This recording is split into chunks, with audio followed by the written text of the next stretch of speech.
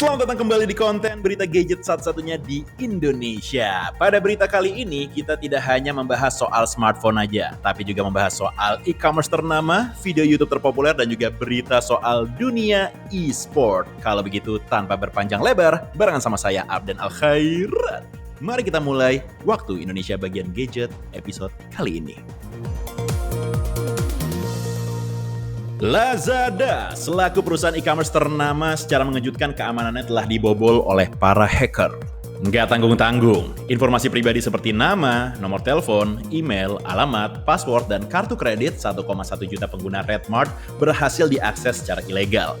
Perusahaan milik Alibaba tersebut mengatakan dalam email pelanggan bahwa informasi tersebut diambil dari database rekan grosirnya yaitu Redmart yang sudah berusia lebih dari 18 bulan.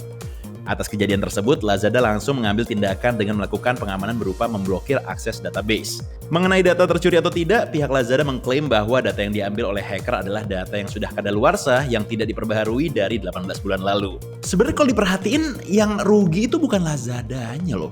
Justru yang rugi hackernya cuy. Udah capek-capek ngehack, dari pagi sampai malam, berkorban ya kan, tantangannya antara hidup dan mati. Pas lagi ngehack tahu-tahu datanya kadaluarsa.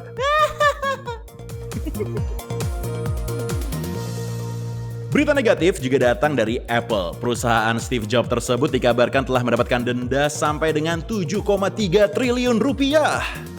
Hal ini disebabkan Apple telah melanggar hak teknologi jaringan pribadi virtual atau VPN milik perusahaan keamanan perangkat lunak milik VirnetX. Kasus ini sudah berlangsung selama lebih dari 1 dasawarsa. Bahkan pada tahun 2018 lalu, pengadilan di Texas sudah memutuskan Apple untuk membayar sebesar $502,6 kepada VirnetX.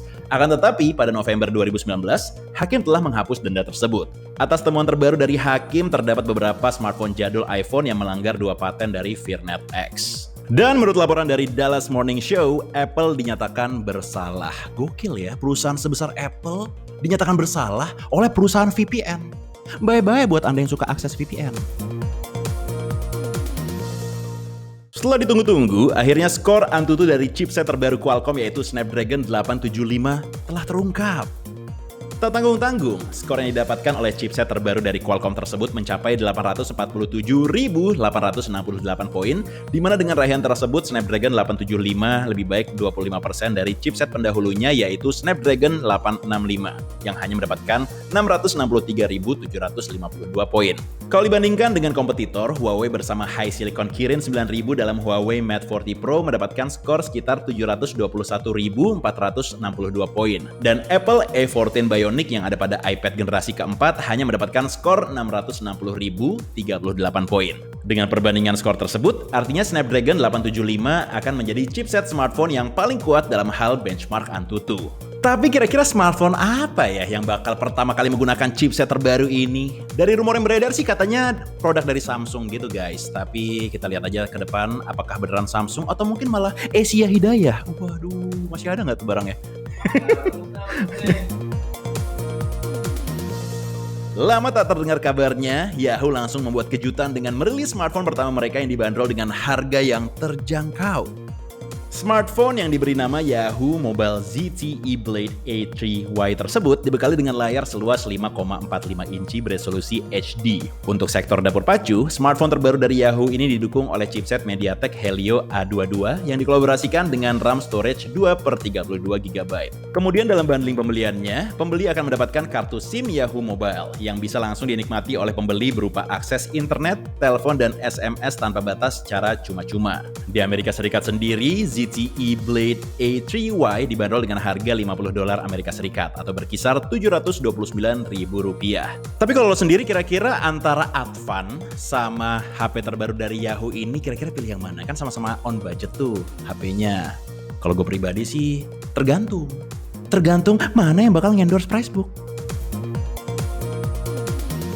Untuk para Apple fanboy dan fangirl sepertinya saat ini sedang bersenang-senang dan bergembira ya, karena Apple One secara resmi sudah hadir di Indonesia.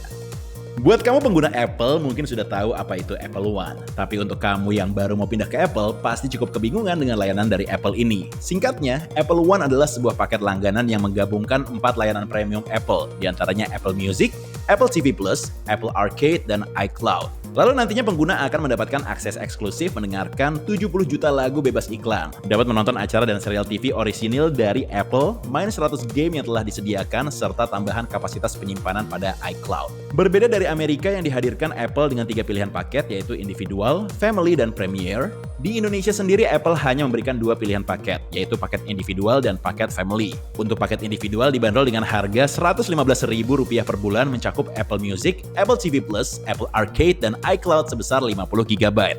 Sedangkan untuk paket family yang bisa dibagikan sampai 5 orang pengguna lainnya ini dibanderol dengan harga Rp155.000 per bulan, mencakup Apple Music, Apple TV+, Apple Arcade, dan iCloud sebesar 200 GB. Sepertinya tagihan untuk pengguna Apple bakal semakin banyak nih ya. Udah bayar listrik, Spotify, Netflix, belum buat biaya nyawer di Nimo TV. Ini mohon maaf ya, ini yang bikin skripnya si Gobel. Lo suka nonton Nimo TV ya Bel ya?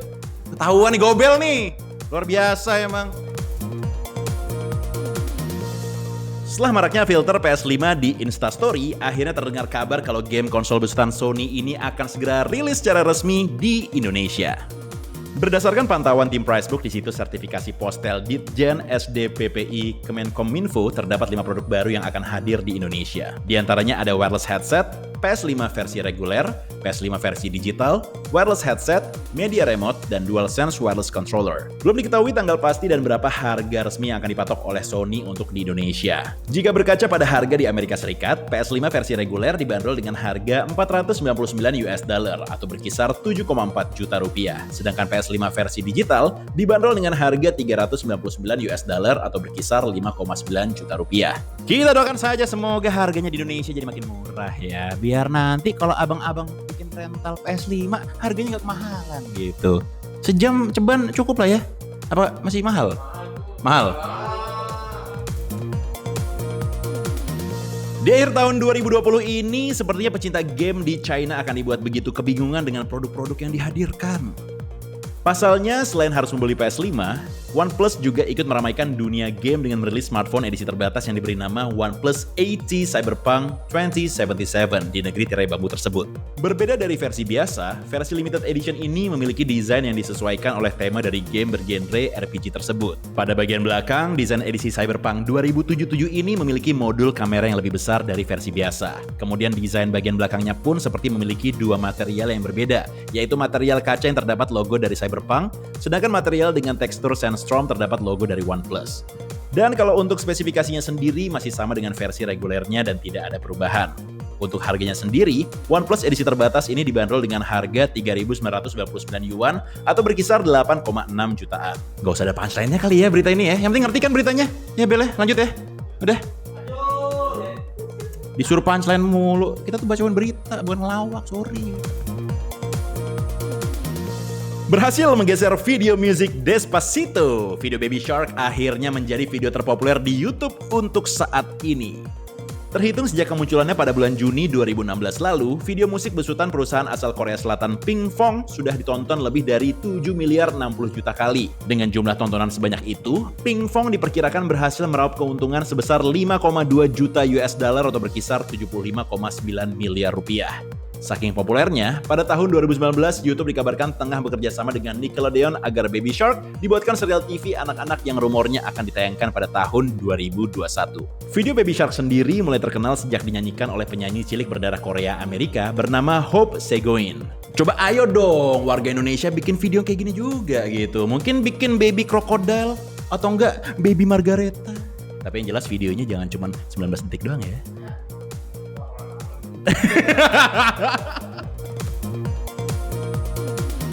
Bukalapak sepertinya sedang sakit nih Prasuk Mania. Soalnya sampai-sampai disuntik oleh dokter yang namanya Microsoft. Tapi bukan suntik vitamin. Kabarnya Bukalapak disuntik dana segar oleh perusahaan raksasa software sebesar 100 US dollar atau berkisar 1,4 triliun rupiah. Berdasarkan laporan inet.detik.com, menurut Presiden Direktur Microsoft Indonesia, Haris Ismi, Bukalapak dan layanannya dinilai telah memberikan dampak nyata kepada Indonesia. Dengan pola pikir inovasi Bukalapak, Microsoft memandang kalau perusahaan tersebut akan dengan cepat menciptakan peluang baru bagi pedagang bisnis dan konsumen. Inisiatif kolaborasi ini diantaranya akan membangun infrastruktur yang tangguh menjembatani kesenjangan digital dan memberikan pelatihan digital. Walaupun CEO Bukalapak sudah belak-belakan soal kerjasama ini, belum ada tanggapan resmi pihak Microsoft akan suntikan dana bernilai 1,4 triliun tersebut. Ya, semoga saja Bukalapak benar-benar bisa diberikan suntikan segar nih oleh Microsoft, agar mereka itu bisa kembali merumput lagi. Jadi sebenarnya Bukalapak ini e-commerce apa pemain Persebaya sih?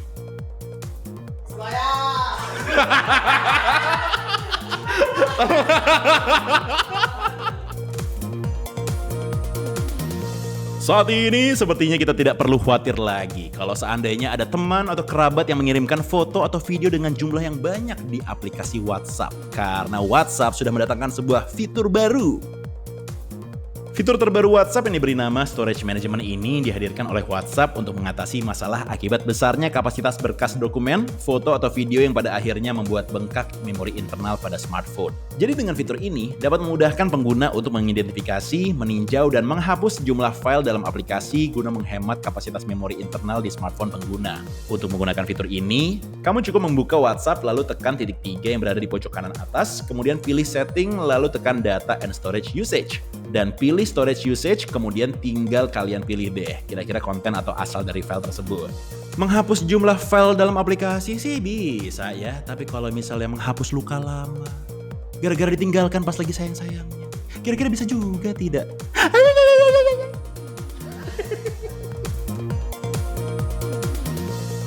Setelah cukup menggegerkan dunia dengan smartphone yang memiliki 5 buah kamera pada bagian belakang 20 bulan yang lalu, Nokia juga dikabarkan akan memperkenalkan smartphone barunya yang akan memakai chipset Snapdragon 875. Nokia terbaru yang akan menggunakan chipset terkuat di muka bumi tersebut adalah Nokia 10. Bukan hanya menggunakan chipset Snapdragon 875, smartphone terbaru Nokia itu juga akan datang dengan bingkai baja tahan karat dan layar berkaca safir. Dan untuk bocoran spesifikasi lainnya, Nokia 10 dikabarkan akan dibekali dengan desain kamera selfie di bawah layar dan modul kamera melingkar dengan 5 lensa. Dan kalau memang ini bakal terjadi, Nokia 10 akan menjadi smartphone pertama yang akan menggunakan chipset Snapdragon 875. Tapi itu kan juga kalau terjadi. Kalau nggak terjadi ya nggak apa-apa juga sih sebenarnya. Namanya juga kabar burung ya kan. Burungnya burung puyuh lagi. Ini nulis Gobel ya. Ini skripnya nulis Gobel ya. Kalau misalnya punchline-nya cringe, Gobel. Kabar mengejutkan datang dari dunia e-sport. Pemain sekaligus pentolan Onyx e-sport yaitu Anti-Mage dikabarkan semakin dekat menuju EVOS Legend.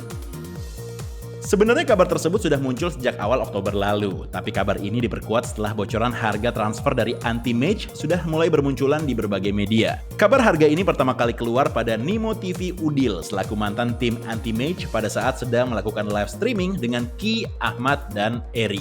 Menurut mereka, harga transfer Anti-Mage ke EVOS akan 2 kali lebih tinggi dari harga transfer Udil menuju Alter Ego. Yang artinya harga Anti-Mage ke EVOS berada di angka 600 juta rupiah. Kabar kepindahan Anti-Mage menuju EVOS pun diperkuat setelah Instagram story pelatih EVOS yaitu Zeiss mengunggah foto seorang yang disembunyikan identitasnya. Tapi banyak yang menduga kalau orang yang berada pada IG story tersebut adalah Anti-Mage. Tapi kalau menurut kalian sendiri kira-kira harga 600 juta ini wajar nggak sih untuk seorang Anti-Mage? Kalau kata gue sih as long as emang dia jago banget, worth it banget ya wajar-wajar aja sih. Tapi untuk namanya Anti-Mage loh, coba bayangin namanya itu dia bukan Anti-Mage melainkan Anti-Konora. Waduh, yang nyari bukan EVOS lagi bos, tapi WHO.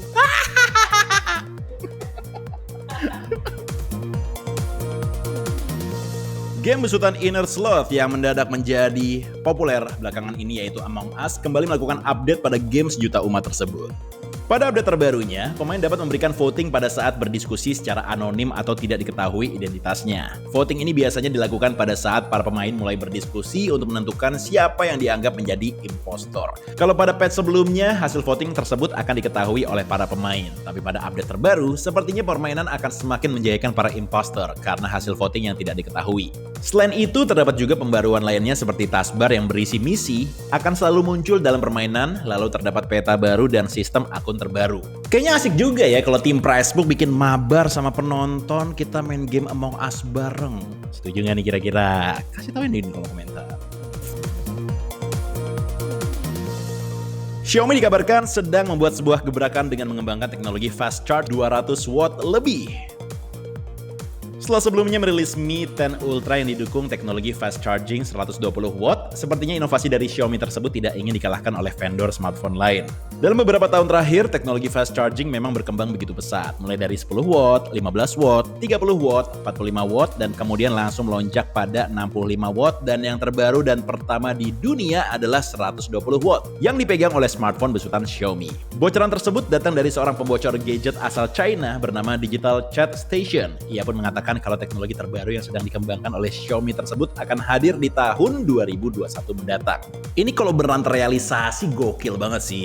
4 jempol buat Xiaomi kalau emang bisa bikin fast charging sampai lebih dari 200 watt.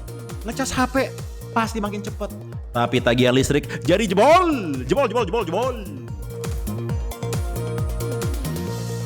Realme secara resmi memperkenalkan Narzo 20 series sebagai penerus dari Narzo 10 pada tanggal 5 November 2020 di Indonesia. Berbeda dari India, di Indonesia Realme hanya mendatangkan Realme Narzo 20 dan Realme Narzo 20 Pro. Tapi untuk masalah spesifikasi tidak jauh berbeda antara yang rilis di India dengan yang rilis di Indonesia. Yang menjadi pembeda hanya varian RAM storage yang dirilis. Realme Narzo 20 dibekali dengan chipset MediaTek Helio G85 yang dikolaborasikan dengan RAM storage 4/64GB serta baterai jumbo berkapasitas 6000 mAh. Sedangkan Realme Narzo 20 Pro dibekali dengan chipset MediaTek Helio G95 yang dikolaborasikan dengan RAM storage 8/128GB serta baterai berkapasitas 4500 mAh. Dengan rilisnya smartphone terbaru dari Realme tersebut, tentunya membuat bingung untuk memilih Realme Narzo 20 Pro atau Poco X3 NFC yang baru saja rilis belum lama ini. Untuk kinerja chipset dari kedua smartphone ini pun bisa dibilang tidak jauh berbeda antara MediaTek Helio G95 pada Narzo 20 Pro dan Snapdragon 732G pada Poco X3 NFC. Akan tetapi, yang menjadi bahan pertimbangan adalah soal harga dari kedua smartphone ini. Varian 8/128GB pada Realme Narzo 20 Pro hanya dibanderol dengan harga 3,3 jutaan, sedangkan varian 8/128GB pada Poco X3 NFC dibanderol dengan harga 3,5 jutaan. Jadi kalau lo sendiri kira-kira bakal pilih yang mana nih? Apapun pilihan lo, yang paling penting satu, pastiin ada duitnya. Kalau kagak duitnya, kagak sama dana banyak. Udah gitu aja punchline bro. Huawei kembali meramaikan HP 5 jutaan di pasar China dengan produknya yang bernama Huawei Nova 8 SE. Penerus dari Nova 7 SE ini dibekali dengan layar 6,53 inci berteknologi OLED display. Soal dapur pacu, Huawei Nova 8 SE ditenagai oleh dua varian chipset yaitu MediaTek Dimensity 720 dan MediaTek Dimensity 800U yang masing-masing dikolaborasikan dengan RAM storage 8/128GB. Uniknya, dari smartphone terbaru Huawei ini terletak pada desain kameranya yang berjumlah 4 dengan konfigurasi kamera utama mencapai 64 megapiksel. Dengan spesifikasi yang seperti itu, Huawei Nova 8 SE yang dirilis di Cina tersebut dibanderol dengan harga 2.599 yuan atau berkisar 5,6 juta rupiah untuk varian chipset MediaTek Dimensity 720G. Sedangkan untuk varian MediaTek Dimensity 800U dibanderol dengan harga 2.699 yuan atau berkisar 5,8 jutaan rupiah. Untuk tanggal perilisannya sendiri di Indonesia masih belum diketahui, tapi jika berkaca pada smartphone sebelumnya seperti Huawei Nova 7 SE yang tidak rilis di tanah air, sepertinya smartphone terbaru Huawei tersebut juga tidak akan dibawa ke Indonesia. Tapi lagi-lagi masih belum tahu ya Prasukmania. Semoga aja rilis di Indonesia biar nggak kayak cuma berani di kandang doang gitu. Ayo dong Nova, kamu pasti bisa. Gak penting. Sebelum kita lanjut ke berita yang terakhir, gue mau ngasih tauin aja nih, kalau kalian ingin tahu berita di minggu-minggu sebelumnya, bisa aja cek langsung ke channel YouTube Pricebook, karena berita-berita sebelumnya nggak kalah menarik dari berita gadget di minggu ini. Kabar sangat mengejutkan datang dari dunia e-sport. Tabungan atlet e-sport Winda Lunardi raib di bank sebesar 20 miliar. Wow. Uang berjumlah fantastis tersebut telah ia tabung selama 5 tahun lamanya. Pundi-pundi uang sebanyak itu bukan hanya ia dapat dari hasil sebagai pemain profesional Mobile Legends saja, melainkan juga ia dapat dari kanal YouTube yang telah ia tekuni cukup lama. Dan naasnya, jumlah tabungan atlet e-sport wanita tersebut hanya tersisa Rp600.000. Kabarnya sampai saat ini untuk kasus tersebut polisi menetapkan kepala Maybank cabang Ciledug sebagai tersangka. Mungkin dari kalian banyak yang bertanya-tanya, kok bisa hanya menjadi seorang pemain e-sport memiliki jumlah tabungan sebesar itu? Sebenarnya jumlah tersebut tidak terlalu mengagetkan, di mana memang seorang atlet e-sport memiliki gaji pokok yang begitu tinggi. Bahkan harga transfernya pun bisa dikatakan hampir sama dengan pemain bola Indonesia. Untuk pendapatannya sendiri, berdasarkan laporan situs eSport Earning, sampai saat ini atlet e-sport dengan pendapatan terbesar jatuh kepada Johan Sunstein, seorang pemain Dota 2 yang biasa kita kenal dengan nama No-Tail. Ia sendiri diperkirakan telah meraup sekitar $6.944 atau berkisar 97 miliar rupiah. Jadi buat ibu-ibu, bapak-bapak yang anaknya suka main game, coba dong didukung anaknya biar bisa jadi atlet e-sport terkenal ya kan. Kali aja nanti anaknya bisa mengharumkan nama bangsa dan nama keluarga dan menghasilkan uang yang besar juga gitu kan. Terima kasih sudah nonton video ini dari awal sampai habis. Jangan lupa buat like, comment, share, dan juga subscribe channel YouTube Pricebook. Dan salam gadget. Bye-bye.